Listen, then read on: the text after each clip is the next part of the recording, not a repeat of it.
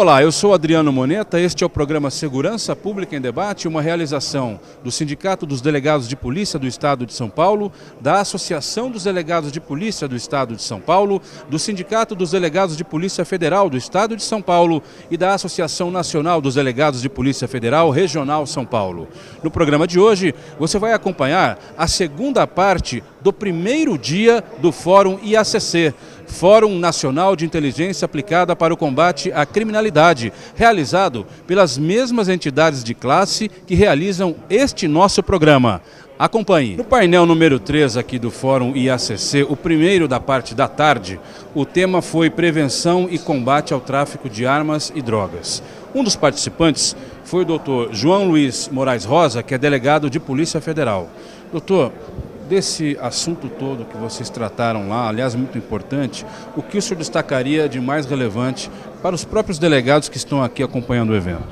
Olha, um tema que foi bastante abordado foi a necessidade de a Polícia Judiciária se reinventar no enfrentamento à criminalidade organizada com novas técnicas, novas estratégias, sempre respeitando os direitos coletivos e individuais dos investigados, e a necessidade de buscar novos meios, novas técnicas para o enfrentamento à criminalidade. Certo. Dessa questão que se coloca aqui, diante dos subitens desse tema, desafios para o combate ao tráfico de armas e drogas e organizações criminosas, a atuação da Polícia Judiciária, há algum destaque para alguma investigação, entre aspas, nova, que já está sendo feita? Algum tipo de investigação diferente? Sim, nós abordamos no painel a técnica do F3AD, que é uma estratégia que tem sido utilizada e foi muito utilizada pelas forças militares norte-americanas em guerras contra o terrorismo no Oriente Médio, que consiste basicamente em tentar antecipar a fase ostensiva da investigação, antecipar a deflagração da operação policial e explorar o local em que é realizada a diligência da forma mais abrangente e exaustiva possível, com a possibilidade então de aquela ação nos trazer inúmeras oportunidades para iniciar novas investigações. Esse painel que falou sobre o combate ao tráfico de armas e drogas, o que a senhora destacaria mais? A importância da era digital na investigação criminal. Hoje o delegado ele usa o mecanismo da inteligência artificial, do meio digital, para ir buscar a prova. Nas organizações criminosas, a dificuldade é muito grande da infiltração, do conhecimento do modo que o crime é praticado. O delegado de polícia, por esses meios de prova digitais, busca interceptação telefônica, busca apreensão, infiltração virtual, ele chega a um bom termo na investigação, principalmente de tráfico de droga e tráfico de armas. De que maneira a inteligência colabora, a senhora que é juíza, ou seja, da magistratura e acompanha de uma certa forma, não de longe, mas eu diria que não está lá dentro, né, da investigação propriamente dita, a senhora recebe o resultado. De que maneira a inteligência ou a tecnologia aplicada à inteligência pode colaborar para que haja um efetivo combate a isso? Hoje, essa facilidade da prova, para vocês terem uma ideia, hoje uma oitiva de uma testemunha é feita por vídeo.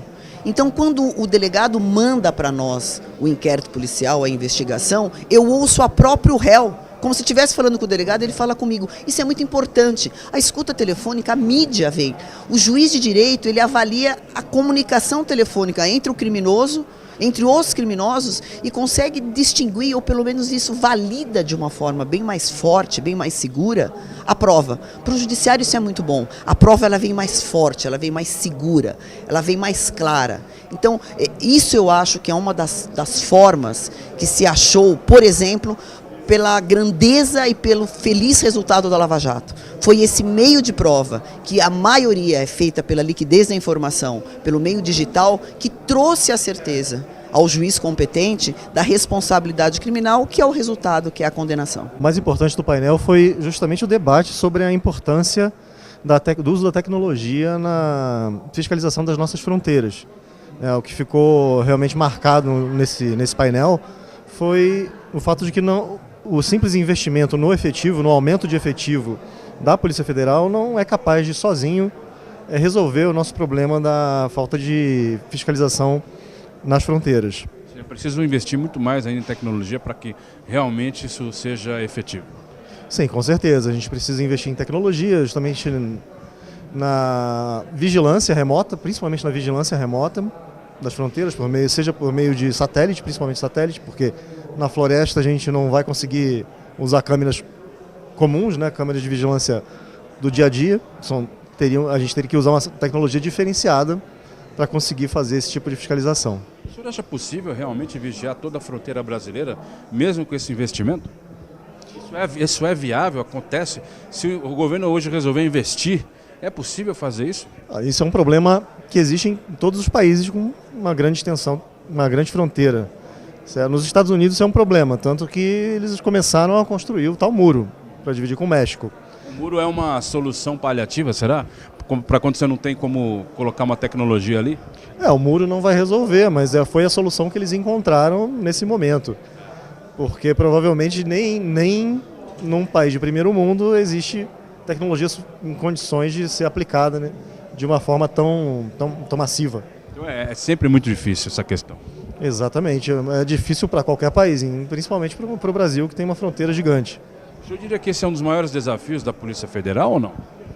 Ou de todas as polícias judiciárias ou até mesmo militares do país, que trabalham em termos de união, em âmbito da União?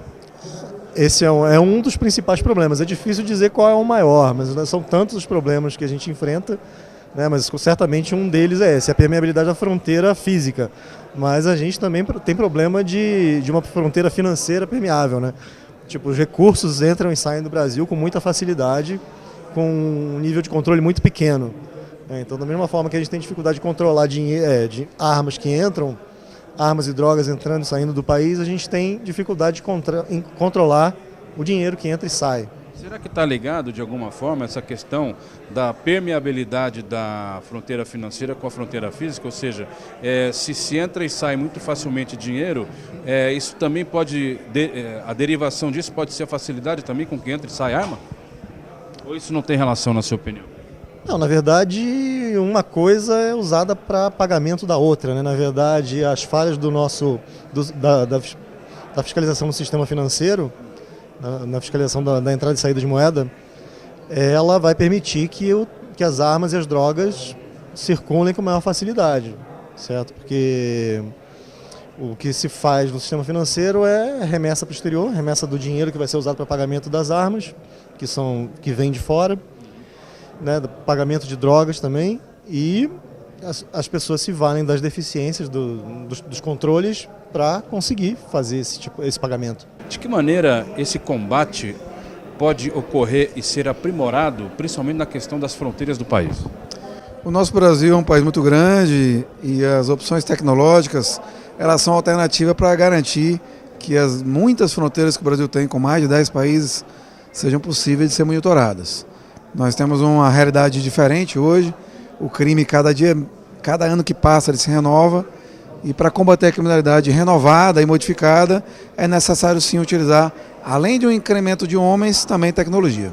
Além do incremento de homens e tecnologia, o senhor acha que também é preciso mudar a legislação em algum aspecto para facilitar esse trabalho, principalmente agora que o senhor vai trabalhar no Congresso Nacional?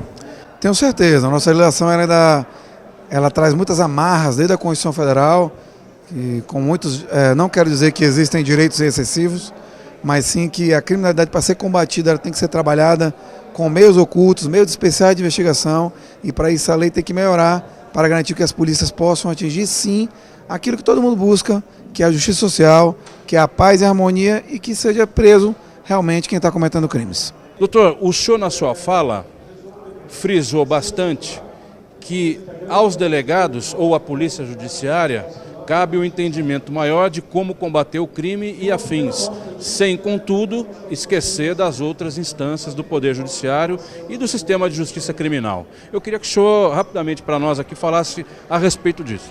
A nossa realidade do Brasil é essa. Hoje, 90%, 95% dos delitos são apurados pela Polícia Judiciária, seja a Polícia Civil, seja a Polícia Federal. Polícia Civil, sabemos, aí chefiada, né, capitaneadas pelos delegados de polícia, que fazem a apuração, entregam esse material aos autos, ao fórum, ao juiz, ao judiciário. O Ministério Público faz a avaliação se cabe ou não denunciar. Obviamente que há outras situações em que há também apuração por outros órgãos, mas o carro-chefe, sabemos, é feito pela Polícia Judiciária. E na sua opinião, qual é a importância da Polícia Judiciária, tanto a civil quanto a federal, se reunirem, ou as polícias se reunirem, para realizar um evento dessa natureza? O trabalho integrado entre os órgãos públicos é uma necessidade para a população brasileira. Somente assim teremos um combate efetivo à criminalidade. Temos exemplos em vários locais do país, temos aí Curitiba, Força Tarefa, temos aqui em São Paulo este exemplo com este ótimo evento realizado pelos representantes da Polícia Civil e da Polícia Federal. Sem esta atuação integrada não haverá o combate eficaz da criminalidade e somente assim a população terá a sua sensação de segurança, a justiça realmente efetiva. Temos um exemplo em Mogi das Cruzes, onde atuaram de forma integrada a Polícia Civil, o Ministério Público, a Prefeitura e outros órgãos de segurança local. Todos de forma concatenada, coordenada e conversando mensalmente, conseguiram abaixar em um ano em 10% a criminalidade. Por isso, este fórum, realizado hoje pelo Sindicato da Polícia Civil, Sindicato da Polícia Federal São Paulo e também pela Associação dos Delegados de Polícia de São Paulo, é um exemplo, porque mostra esta união sempre com o fim de proteger o interesse público e a sociedade. Com cerca de 1.000 pessoas aqui no Fórum IACC, é óbvio que não poderia deixar de ter gente de fora, de outros estados. Nós estamos recebendo aqui hoje o senhor Osiel Barbosa, ele é diretor do Sindicato dos Peritos Criminais do estado de Pernambuco. Como é que o senhor soube do fórum, como é que o senhor veio para cá, o que lhe trouxe aqui e depois, por último, o que o senhor está achando? Primeiramente, bom dia a todos. É uma satisfação estar representando o estado de Pernambuco aqui nesse evento tão grandioso para o combate do crime organizado. E alguns fornecedores, informaram para nós que este evento iria acontecer, que seria de tamanha importância para a criminalística nacional. Então, dessa forma, nós viemos prestigiar. Estou achando assim um evento muito bonito, muito organizado, pessoas altamente qualificadas, tratando de temas importantíssimos para o combate do crime organizado no país. Como é que o senhor vê a relação da perícia criminal com um fórum organizado por delegados de Polícia Civil e Federal? Bem, em alguns estados a gente percebe que ainda existe um determinado distanciamento entre os delegados de polícia e os órgãos de perícia criminal. No entanto, a gente entende que essa separação ela tende a enfraquecer ainda mais esse combate ao crime. Então, a ideia desse fórum, acredito eu, que seria estreitar essas relações, mostrando que nós temos que trabalhar de forma integrada para garantir assim o combate a esse tipo de crime. O programa Segurança Pública em Debate Especial fica por aqui, primeiro bloco, segundo bloco já, não saia daí.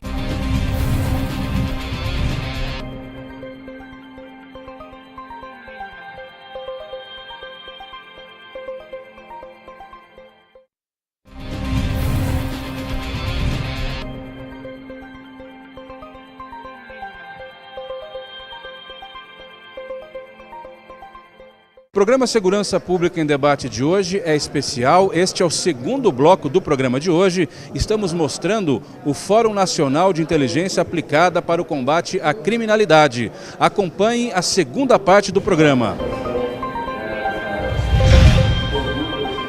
O programa Segurança Pública em Debate agora vai mostrar um pouco do que foi o painel número 4, cujo tema Cooperação Jurídica Internacional no Combate à Lavagem de Dinheiro encerra os trabalhos do primeiro dia aqui do Fórum IACC. Para conversar sobre este assunto, eu vou conversar primeiro com o Dr. Robson Fernandes, que é delegado de Polícia Civil aqui do estado de São Paulo. O senhor é um especialista nesse assunto, lavagem de dinheiro. O que foi dito no Fórum e no painel que o senhor, em que o senhor participou, que a gente pode falar para o nosso telespectador aqui? Bom, eu destacaria primeiramente a importância do evento, de suma importância na integração entre as autoridades policiais, os delegados de polícia, sensibilizá-los para essa perspectiva de repressão à lavagem de dinheiro, de perdimento de bens e de repatriamento de ativos, tendo em vista que os crimes são, na sua maioria, patrimoniais e isso traz uma efetividade no combate à criminalidade, uma satisfação à justiça. Então, destacamos aí a cooperação jurídica, a importância do delegado de polícia apurar a lavagem de dinheiro para fortalecer a repressão às organizações criminosas e a cooperação jurídica internacional, pois o crime está muito mais transacional do que antes e, nessa linha, de suma importância conversar com os demais países para a troca de informações e de dados. Gostaria de fazer uma breve reflexão sobre a legislação de algo que todos nós já conhecemos na verdade, né? A legislação de lavagem de dinheiro, que traz um outro aspecto de repressão às organizações criminosas e à cooperação jurídica internacional, só para lembrarmos, ao contrário do senso comum e desmistificando a questão, ela traz a possibilidade de punir a lavagem de dinheiro pela utilização dos ativos ilicitamente auferido, seja por colocá-lo no sistema financeiro, seja por ocultá-lo e seja por convertê-lo em algo como se ilícito fosse. Portanto, o nosso ordenamento brasileiro, sobretudo após as alterações de 2012, contemplou as 3 fases da lavagem de dinheiro: colocação, ocultação e integração. Em se tratando de tipo penal misto alternativo, basta uma das ações desses verbos para a infração se consumar. E por que é relevante já essa primeira provocação? Porque o senso comum sempre visualiza a lavagem de dinheiro como algo muito distante de todos nós, muito complexo, muito sofisticado.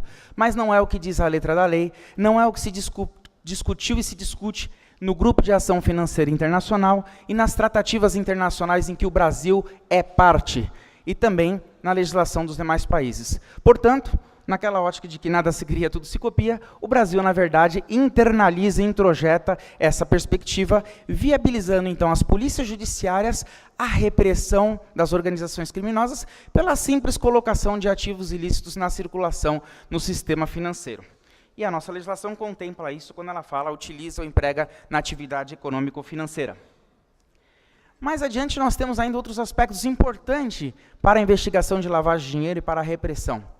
A autonomia da lavagem, ou seja, independentemente do que ocorrer com o processo e julgamento da infração penal antecedente, vale dizer, ainda que não haja processo judicial pela prática da infração que antecedeu a apuração de lavagem e que possibilitou auferir os ativos ilicitamente, é possível se perseguir a lavagem de dinheiro, bastando indícios suficientes para prosseguir então com a apuração. E mais, lembramos também que a competência abriu-se de forma significativa com a extinção do rol taxativo em 2012, aqueles famosos 8 incisos. Agora é possível punir a lavagem de dinheiro, já desde 2012, decorrente da prática de qualquer infração penal, inclusive as contravenções, abrindo, portanto, grande leque para a atuação das polícias judiciárias estaduais. E nessa perspectiva de reforço da repressão das organizações criminosas por meio da lavagem de dinheiro, as polícias judiciárias estaduais podem, então, se valer desse tipo penal, das técnicas investigativas, buscando a persecução e buscando o perdimento dos bens auferidos ilicitamente. E nessa linha, a legislação ainda nos contemplou com a possibilidade de regulamentação estadual, no caso por meio de decreto, a exemplo do que já há no Rio Grande do Sul, em alguns outros estados já se desenvolvendo, da conversão dos ativos perdidos para o benefício da Polícia Judiciária e o reaparelhamento. O crime organizado é transnacional, transcende as fronteiras e acaba por ramificar todo o seu modo de atuação em diversos países. Então, a cooperação internacional é vital para qualquer investigação que envolva organizações criminosas. Sabemos que hoje a criminalidade organizada, ela se aproveita dessa permeabilidade, sem sombra de dúvidas. Hoje, a globalização favoreceu em muito, né, essa facilidade de comunicação. A tecnologia, por outro lado, cria obstáculos para a investigação, de forma que realmente, né, muitas vezes, como foi bem destacado também na palestra anterior, essa tecnologia acaba sendo um grande obstáculo para que os órgãos de prevenção e repressão em especial possam agir de forma séria, de forma até próxima, nunca vai chegar ao patamar, né, de sofisticação das organizações criminosas, porque eles sempre se utilizam de subterfúgio, enquanto nós utilizamos da lei, da legalidade acima de tudo. E agradeço aqui, acima de tudo, poder aqui compartilhar nessa palestra com o delegado de Polícia Federal, Milton, doutor em processo penal, ainda mais nessa área de cooperação jurídica internacional, que aumenta muito a minha responsabilidade, além, né, do Dr. Robson, que é um papa na área de lavagem de dinheiro, que falou com tamanha propriedade em um curtíssimo espaço de tempo, né, Robson, que dificulta muito a nossa tarefa para poder até passar um pouquinho da prática, principalmente, que muitos aqui conhecem a teoria, conhecem também e atuam em casos práticos e podem falar com tamanha propriedade ou até mais, muitas vezes. E o foco da minha apresentação vai ser justamente trazer um pouquinho dessa experiência e agregar um pouquinho ao que os palestrantes anteriores falaram. Então, desculpem até às vezes a repetição, mas sabemos que... Sabemos que hoje, realmente, é o que se busca, né? Um sistema de persecução penal eficiente, efetivo, na prevenção e na repressão à criminalidade. E como adiantei nessa breve introdução, realmente temos sempre, né, que nos aperfeiçoar, porque o crime organizado, ele conta, né, com alta tecnologia, com investimento, ele conta também, infelizmente, né, com infiltração de servidores públicos, como nós pudemos ver, e além disso, sabemos que nós temos, né, garantias fundamentais, individuais, a respeitar desde o início da investigação. Sabemos que hoje, né, não temos mais a possibilidade de fazer um procedimento estritamente sigiloso, um procedimento em que, né, ali consigamos ter uma maior facilidade de encobrir as nossas técnicas especiais de investigação, porque temos controles, como foi bem destacado, né, por nosso futuro deputado federal.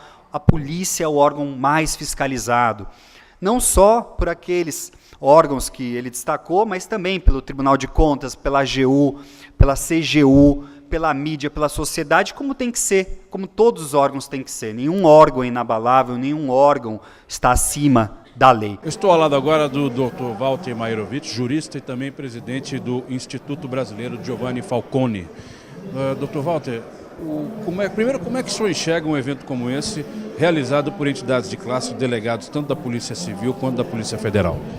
O evento é importantíssimo. Hoje nós temos o fenômeno da criminalidade organizada, de matriz mafiosa, de matriz pré-mafiosa. São organizações criminosas transnacionais que atuam em rede e, segundo um dado da ONU, que é da Convenção de Palermo, o lucro da criminalidade transnacional, que é reticular, cresce de 30% a 40% por ano. Isso leva ao quê? A um forte poder corruptor e um forte poder de controle de territórios, de controle social. Por onde passa o combate efetivo a esse tipo de criminalidade? Passa pelo combate à economia movimentada pelo crime organizado.